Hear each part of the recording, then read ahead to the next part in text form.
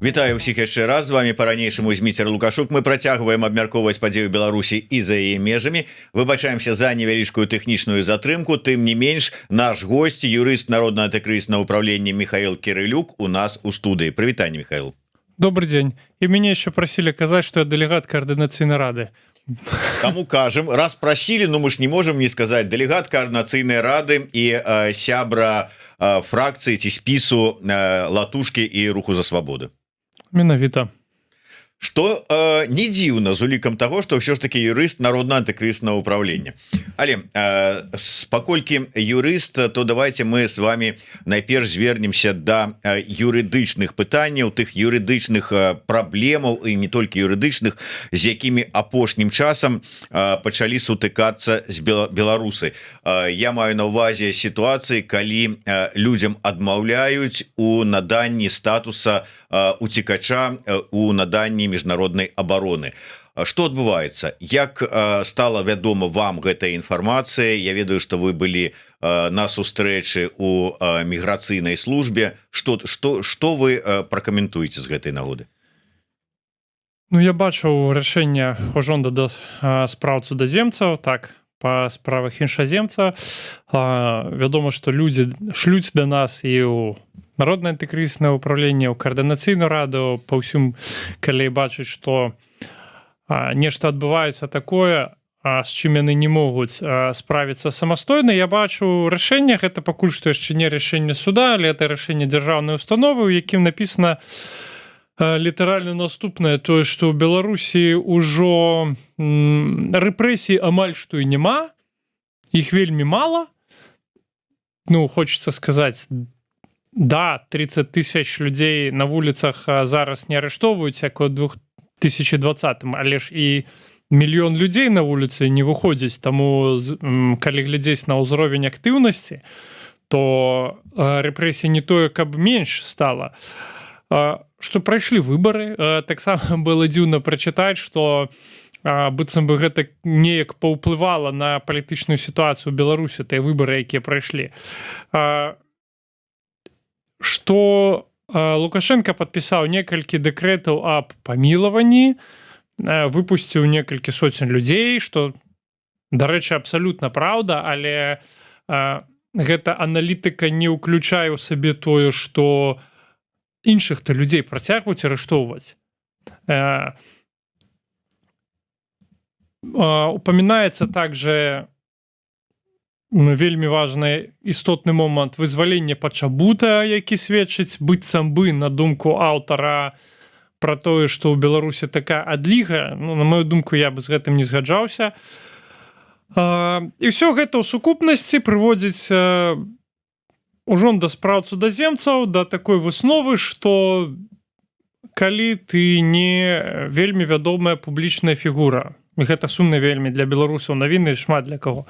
Калі ты не вядомы палітык, не актывіст, не ўдзельнік нейкай палітычнай арганізацыі, нейкай грамадзянскай арганізацыі, не журналіст, не хтосьці яшчэ, то быццам бы пагрозы ў Беларусі настолькі малыя, што цябе і няма ніякіх там перашкод, каб павяртацца ў Беларусь. І на мою думку, гэта, відавочна, неправда. На мою думку, ведаеце, як это тое самае, як сказаць чалавеку, вось там, ідзі без там страхоўку па краю хмарачоса, да, і вось там, якая верагоднасць, што я выжыву? Ну, ты выжывеш там 90%, да, але,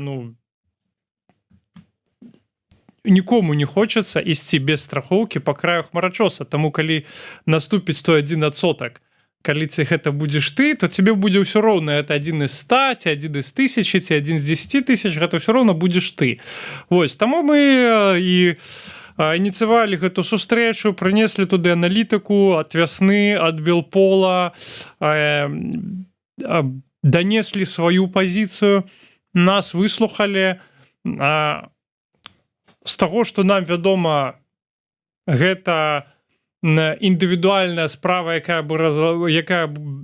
разглядаецца ў індывідуальным парадку, і доказы, вядома, доказы ў кожнага свае, яны таксама разглядаюцца індывідуальна, але ў мяне ёсць вялікая трывога, што калі гэта не індывідуальная справа, а што калі гэта тренд, і вось калі гэта тренд, то гэта сумны для беларусаў тренд, ён не на нашу карысць, і тут для чаго я сюды прыйшоў, бо ёсць такія справы грамадзянскія, у якіх толькі палітычных структурах не ўдасца справіцца, і тут патрэбен будзе ўдзел і праўнікаў, і саміх пацярпелых, бо я ведаю, напрыклад, што адзін з людзей, які атрымаў падобнае рашэнне, ён адказаўся гэта абскарджваць у судзе па нейкіх сваіх асабістых прычынах. Я лічу, што абскарджваць такія справы гэта ў інтарэсах усёй беларускай дыаспары, якая тут больш за 100 000.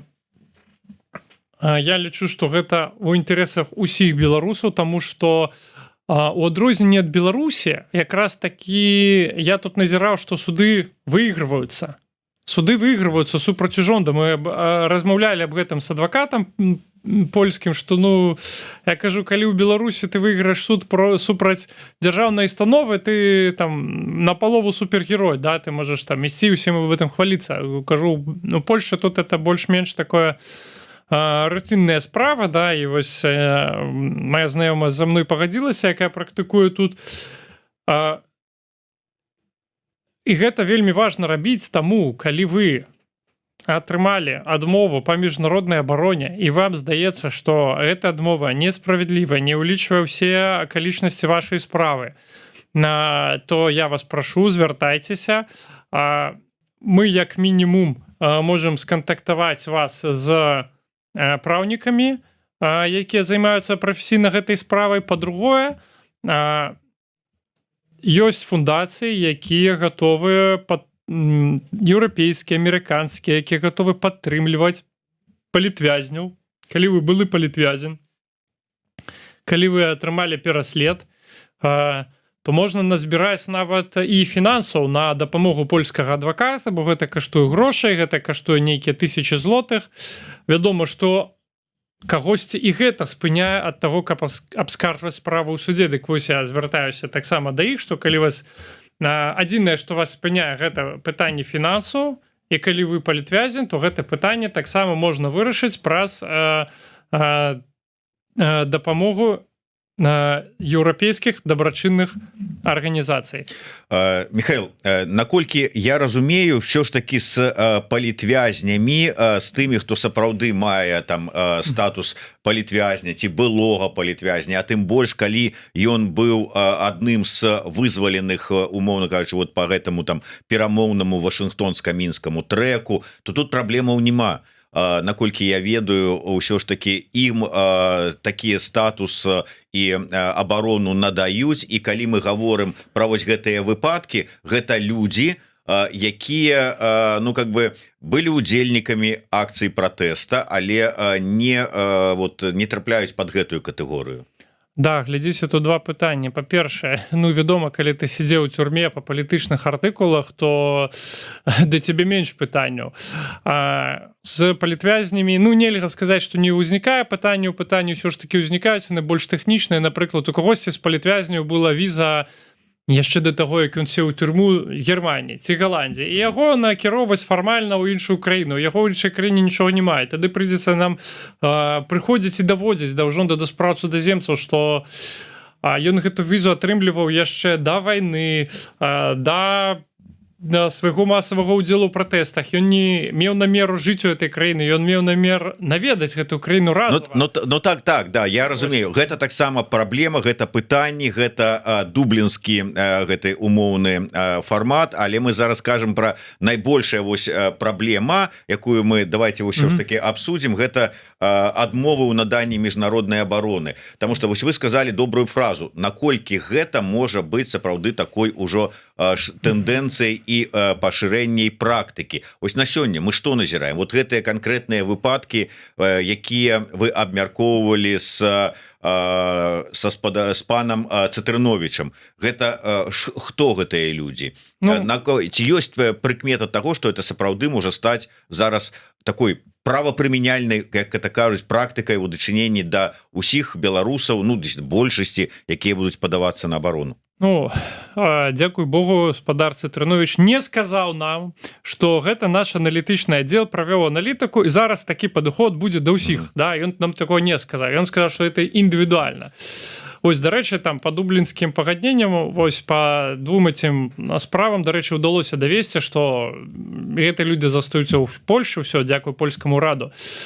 Што датычыцца, ці тренд гэта сапраўды ці не, ну мы ўбачым, вось дзякуючы, напэўна, і нашай перадачы, таксама, калі зараз нас убачаць гледачы, да, калі нам пасля вашай перадачы напішуць яшчэ, не ведаю, там 10, 20, 100 чалавек, ну тады мы будзем бачыць, што гэта сапраўды тренд, і гэта трэба ісці, ну на нейкія больш, вядома,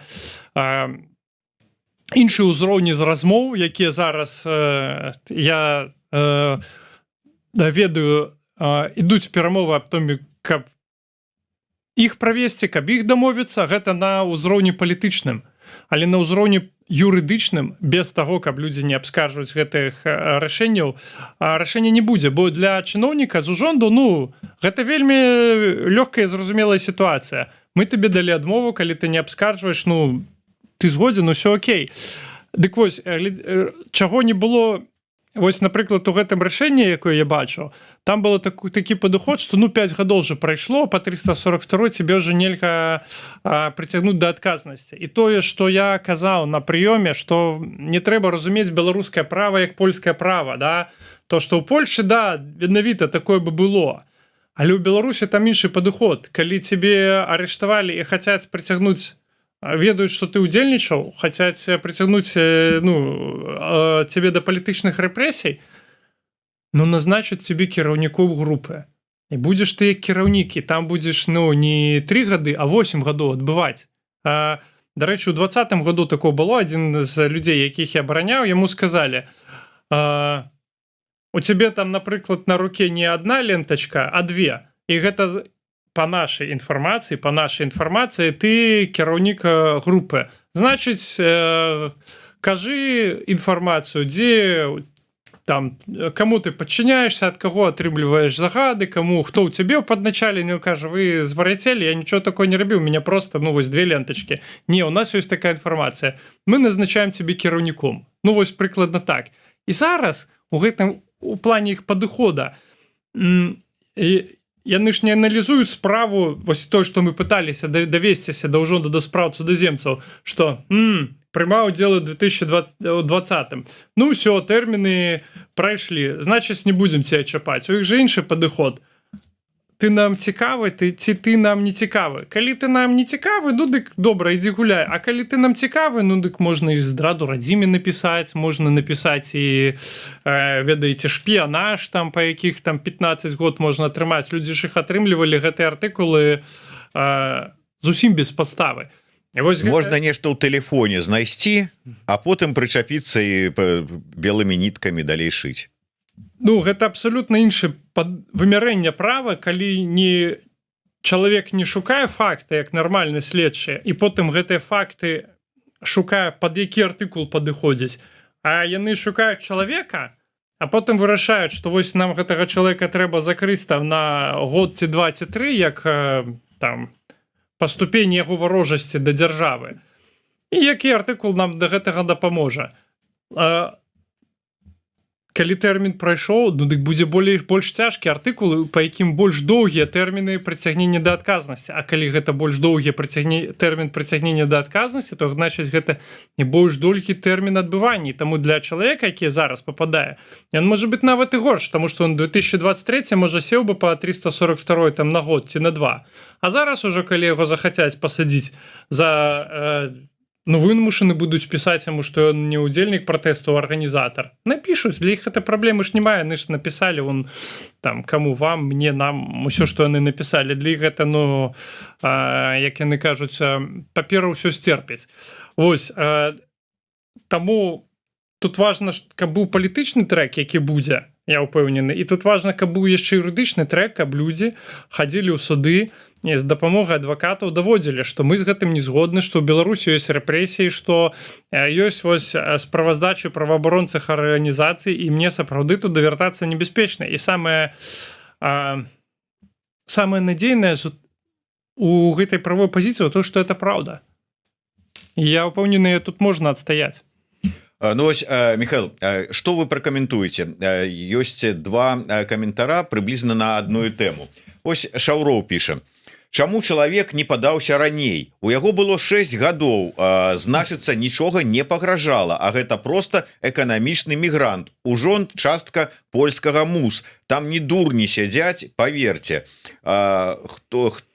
Іншых хто-то піша: ужо шмат беларусаў атрымалі міжнародную абарону і далей прабуюць падавацца такія, якім нічога не пагражае.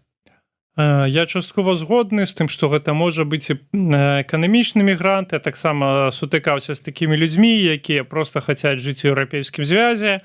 Іх там можа быць камусьці прыкра себе адчуваць, што вось я пацярпеў за барацьбу за дэмакратыю, там адсядзеў 2 гады, жыву ў Польшчы, а хтосьці і 10-й долі таго не зрабіў, і таксама жыве ў Польшчы, таксама прэтэндуе на тую ж міжнародную абарону. Такое таксама можа быць, але ёсць польскае права, міжнароднае права, яно кажа тое, што ты можаш падавацца на міжнародную абарону да апошняга дня свайго тут легальнага находжання. Больш за тое, калі бы мяне нават быў зараз ВНЖ па бізнесу ці ВНЖ па працы, і я маю ВНЖ, мне не патрэбен. Я маю права ў любы дзень этого ВНЖ пайсці скласці ўнёсак на міжнародную абарону. Чаму? Таму што я, напрыклад, мог у Беларусі ў 20-м удзел у пратэстах не прымаць удзел, прыйсці сюды на мітынг Ціхановскай, ці прыйсці сюды, там, не ведаю, на сустрэчу з Павлам Латушко да музея вольнай Беларусі. І ўсё. На дзень волі выйсці. Да, і ўсё. Гэтага дастаткова, да, ці прыняць удзел у выбарах у каардынацыйную раду, ці прыйсці да вас у эфір, расказаць, я не ведаю, як працуецца ў Жабке. І ўсё, гэтага дастаткова, каб па чалавеку, калі не узбудзілі крымінальную справу, то потым пры вяртанні яго ў Беларусь, пры там больш такой дэтальнай праверке, могуць прыцягнуць да адказнасці. І чалавек мае на гэта права, і ўсё ж такі ужонт павінен кіравацца менавіта правам, а не там персанальным успрыяццем, ці гэта 6 гадоў это мала, ці шмат, ці не шмат. Усё ж такі ёсць ацэнкі вядомых праваабарончых арганізацый той же вясны, якія кажуць, што не, да і кожны з нас ведае, што не. Ну, бо у нас бы тогда мы назіралі бы десяткі тысяч людзей, бы вельмі актыўна бы пачалі бы ездзіць паміж Беларусю і Польшай. Але ж мы такога зараз не назіраем. Калі нават гэта удзел у пратэстах, калі ён задакументаваны, но няма ніякіх падстаў лічыць, што чалавек можа абсалютна бяспечна для сябе вяртацца ў Беларусь. Нават камісія па вяртанню гэтага, як мы бачым, на жаль, не гарантуе. Ну, Вожык Патрыёт піша: дарэчы, раілі падавацца на абарону нашмат раней, бо казалі менавіта пра тое, што цягам часу аргументаваць будзе больш складана. Гэта сапраўды так, вось скажем, вельмі даўно, і Вольга Добравольская у нас у эфірах ад самага пачатку, як пачала да нас прыходзіць, і, скажем, Ганна Маціеўская таксама казалі: калі ёсць у вас падставы для таго, каб звярнуцца па міжнародную абарону, рабіце гэта, не чакайце, не вытрымлівайце. Ну, у розных людзей былі іншыя нагоды. Хтосьці меў, как бы так сказать, дазвол на працу, меў дзейсны паспарт і не хацеў становіцца уцекачом, яму было дастаткова быць как бы тут легалізаваным па працоўным падставах, тым больш што людзі как бы спадзяваліся вярнуцца ў Беларусь. У кого-то былі іншыя матывы, а зараз сітуацыя змянілася. Хтосьці сапраўды не ўдзельнічаў у 20-м годзе, але прыйшоў на дзень волі, скажем, у 24-м годзе ў Варшаве ці ў Вільні, ці яшчэ дзе, ці пайшоў, вырашыў: а я пайду ў каардынацыйную раду, таксама паўдзельнічаю, і вось трапіў под такі пераслед. У кожна розныя сітуацыі могуць быць, але ўсё ж таки мы такія прыклады адмовы бачым, і вось такую аргументацыю, якую вы зачыталі і якая прысутнічае таксама. Добра, што, як вы правильно сказали, спадар кіраўнік гэтай міграцыйнай службы Цытэрновіч кажа, што это не іх такое агульнае бачанне і рашэнне, што зараз так вот мы аргументуем, а я как мовіць перагібы на местах. Але як вы думаете, наколькі на тое, што у чыноўнікаў пэўных пачынае складвацца такое ўражанне, можа быць, а можа быць і ў палітыкаў нейкіх асобных, гэта пад уплывам дзеяння той часткі дэмсілаў, якія выступаюць за перамовы з рэжымам, кажуць за тое, што ну вот сітуацыя змянілася, змяняецца, трэба ўсё ж таки іншыя падыходы, іншую стратэгію і ўсё астатняе. Ну раз можна перамаўляцца з рэжымам, думае палітык ці чыноўнік, ну значыцца там сітуацыя змянілася, а раз сітуацыя змянілася, то вот вам, калі ласка, адмова ў наданні статуса. Я не быў на такіх размовах. Я думаю, што галоўнае, каб гэтыя людзі не казалі, што ў Беларусі рэпрэсіі спыніліся, да? Таму што гэта, па-першае, неправда, па-другое, гэта шкодзіць беларусам, да, якія ўсё ж такі, я не думаю, што вясна хлусіць, калі піша свае там штомесячныя справаздачы і штомесяц прыцягваюць да адказнасці людзей за абсалютна невінных па абсалютна фальсіфікаваным крымінальным справам. Вядома, такі ўплыў можа быць.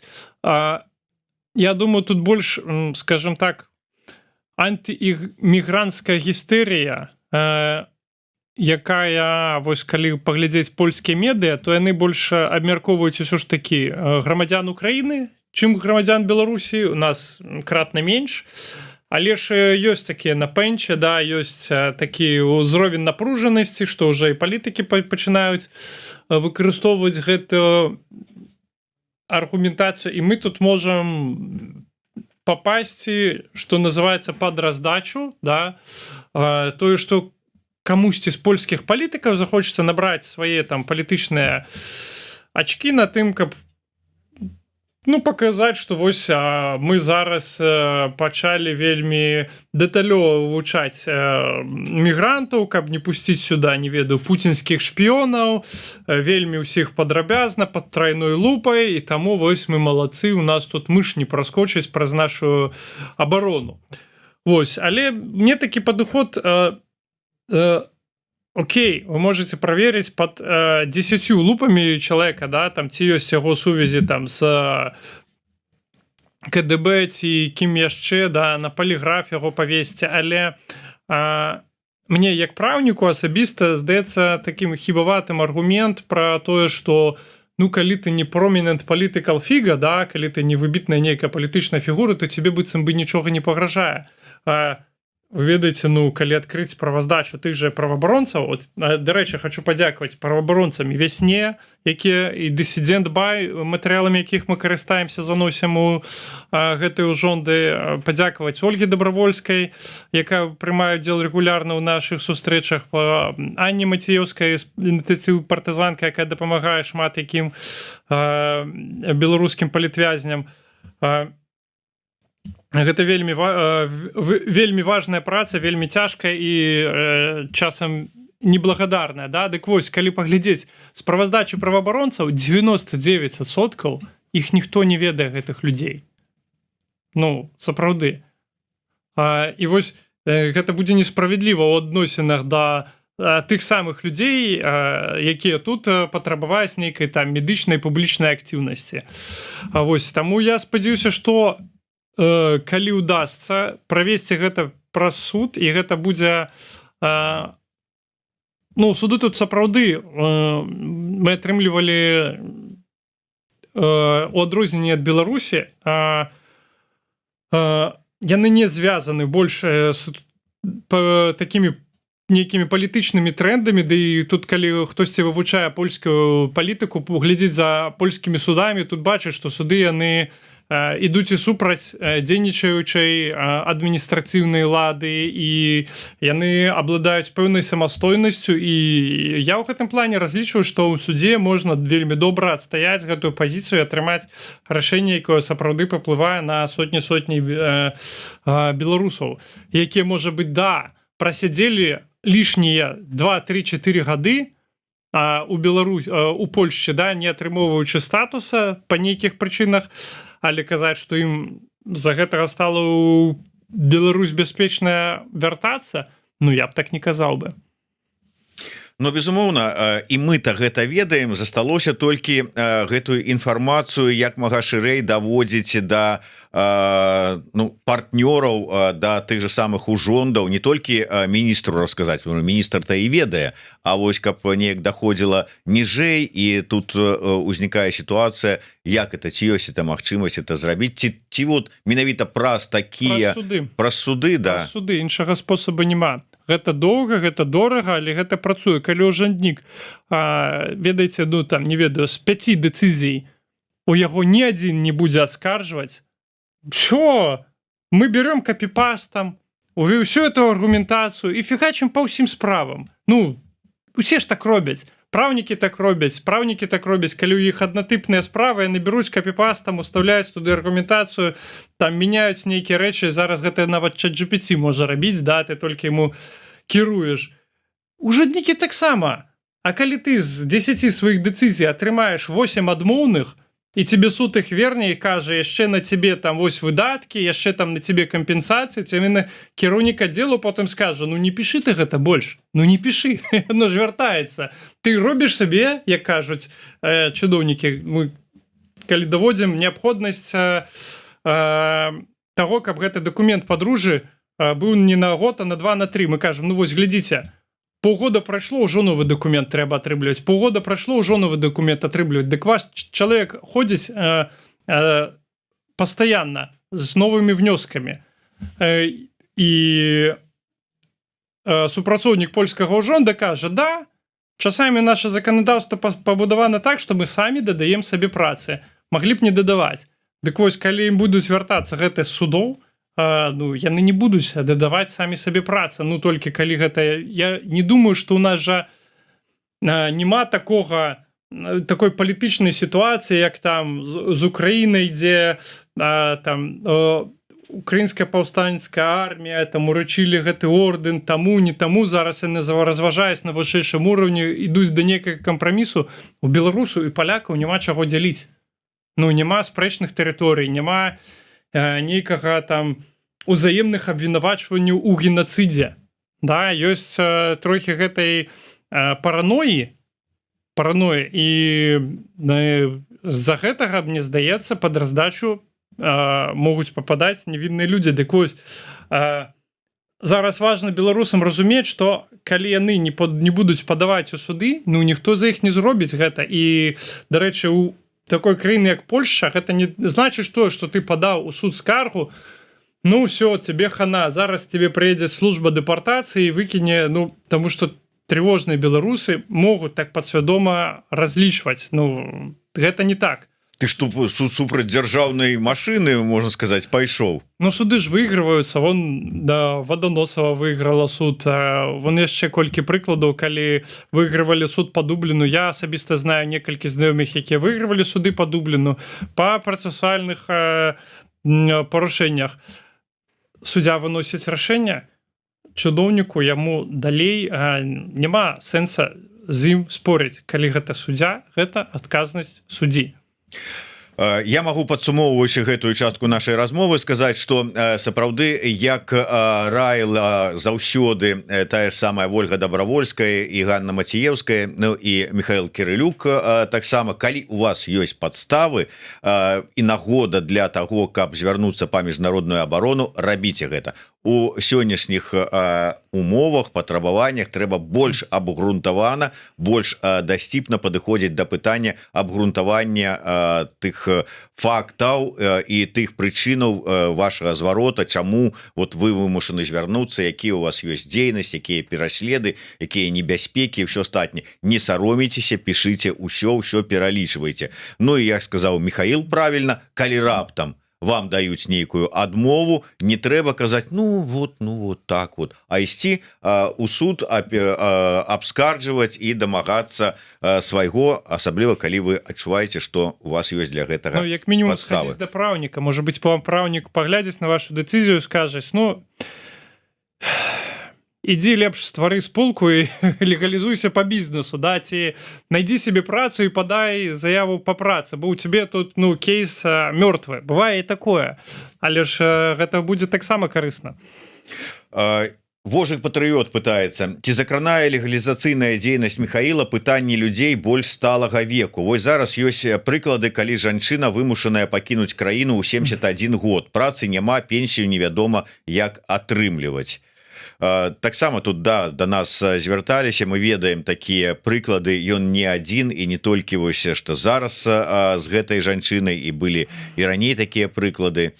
Што можете сказаць з гэтай нагоды? Да вось якраз недавно было добрае судовае рашэнне, калі жанчына падавала на прызнанне пенсіі беларускай у Польшчы, ей ЗУС адмовіў і потым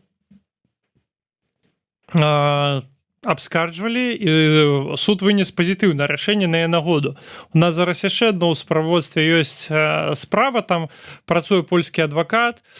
Вось якраз жанчына фінансуецца з гэтай праграмы дапамогі палітвязняў, да, яна працавала у Польшчы некалькі месяцаў, там нават ці памыляюся некалькі год, але ж ёй напісалі, ну, ЗУС просто не разбіраўся, я лічу. Ён просто не разбіраўся, напісаў, што вось вам там 70 год, а вы вы тут Польшы працавалі там не ведаю, 60, можа быць, памыляюся колькі.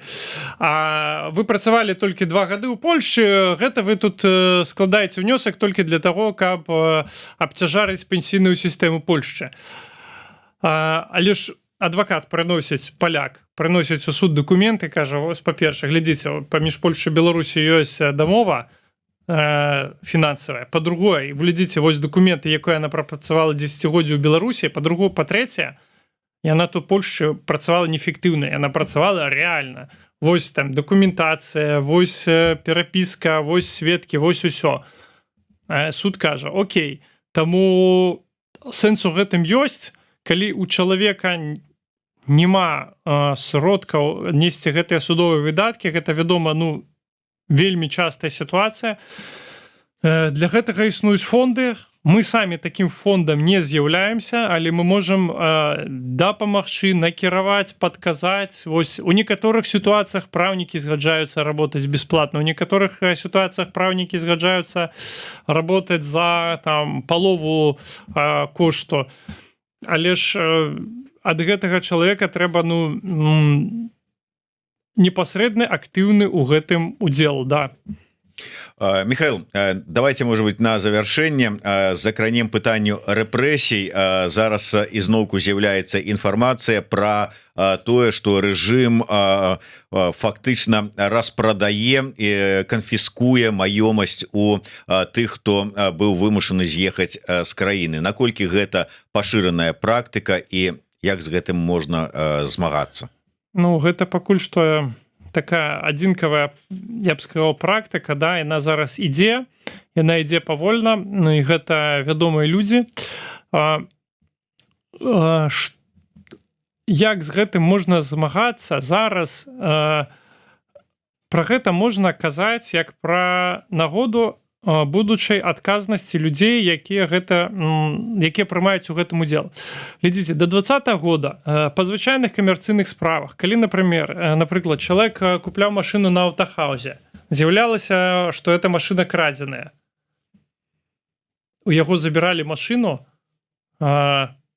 без кампенсацыі. І гэта была такая усталяваная судовая практыка беларускіх судоў, з якой мы нават як праўнікі спрачаліся пра тое, ну, кажучы пра тое, што ну гэта ж добрасумленны купавальнік. А грамадзянскі кодекс ён адрознівае добрасумленны і недобрасумленны прынцыпова. Ну, калі ты ведаеш, што купляеш крадзенае, у цябе павінны это забраць без кампенсацыі. Калі ты не ведаеш і не мог ніяк даведацца, купляў у афіцыйнай краме, да, з усімі дакументамі, то гэта павінна быць не твоя праблема, да? Ну, по логіке заканадаўства, як напісаны грамадзянскі кодекс Беларусі. Дык вось па гэтых сделках я думаю, што самае лепшае, што можна зрабіць потым у будучым, гэта прымяняць вось гэтыя нормы права. Тут нават не трэба новы закон выдумляць. Тут трэба, вось я, напрыклад, з цяжкасцю магу паверыць чалавеку, што ён як добрасумленны пакупнік не ведаў, што купляе кватэру былога кандыдата ў прэзідэнты, пераследавана па палітычных матывах, калі пра гэта пісалі ўсе СМІ і медыа і дзяржаўныя, і пра тое, што яго палітычным назваў увесь свет, да, там і ООН, і ПАСЕ, ну, а ён такі не ведаў, што купіў і купіў. Ну, я думаю, тут наступства павінны быць такія, што для тых, хто гэта купляе, не павінна быць кампенсацыя ад дзяржавы. Потым, калі гэтыя нерухомасць будзе вяртацца сваім законным уладальнікам, а то, што яно будзе вяртацца, ну, дык у краіне, дзе мы жывем, у Польшчы, у ўсходняй Еўропе такая практыка рэстытуцыі, яна была. Я думаю, яна і ў Беларусі таксама будзе патрэбна. Вось гэта адзінае, што можа быць тут механізмам. Ну і падсумоўваючы нашу размову, усё ж таки вяртаючыся да пачатку размовы асноўнай тэмы, гэта вось сітуацыі з міжнароднай абаронай. Ну вот вы пра суды у выпадку, калі адмова ёсць, сказалі, усё ж таки палітычныя сілы, некія, можа быць, недзяржаўныя арганізацыі беларускія, беларуская дыаспара. Што б вы параілі? Што ў гэтай сітуацыі варта было б зрабіць, як дзейнічаць? Павел Латушка, он же з'яўляецца сябрам працоўнай групы пры польскіх міністэрствах.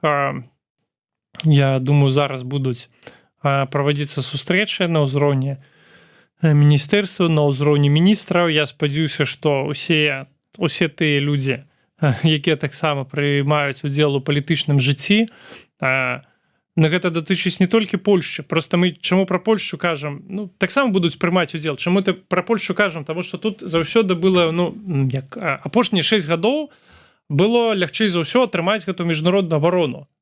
Такое было ўражанне. Калі ў іншых краінах гэта былі адзінкі, то тут гэта там пад 10 000 чалавек атрымала міжнародную абарону.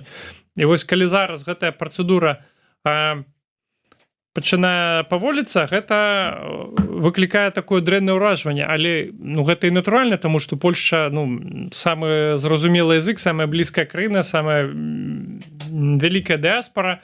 І напэўна, легалізацыя тут больш за ўсё уплывае на жыццё беларусаў, таму тых людзей, якія зацікаўлены ў гэтым, ну да, я бы прапановаў бы на міжнародных сустрэчах, ну, напэўна, не казаць пра тое, што ў Беларусі рэпрэсіі спыніліся і ўсё ў парадку, і можна ўсім вяртацца, да, просто паказваць праўду, якая знаходзіцца ў справаздачах міжнародных праваабарончых арганізацый, і гэтага ўжо будзе вельмі важна для людзей, якія прымаюць рашэнні па гэтых пытаннях. Дзякуй вялікі. Ну што ж, сапраўды пытанняў вельмі шмат, і я так думаю, што юрысты, праўнікі, як і ось народна антыкрызіснае ўпраўленне, ці юрысты офіса Ціхановскай, ці партызанкі і Цэнтра беларускай салідарнасці, яны заўсёды гатовыя дапамагчы ці прынамсі кансультаваць людзей, таму звяртайцеся, калі у вас узнікаюць пытанні і праблемы. Безумоўна, няма гарантыі, што ўсе кейсы яны вырашацца і будзе так, як мы хочам, ці нам бачыцца, што было б правільна, але, як правільна сказаў Михаил, змагацца і адстойваць сваю пазіцыю заўсёды неабходна. Дзякуй вялікі. Я нагадаю, што з намі быў Михаил Кірылюк, сябра каардынацыйнай рады і юрыст народна антыкрызіснага ўпраўлення.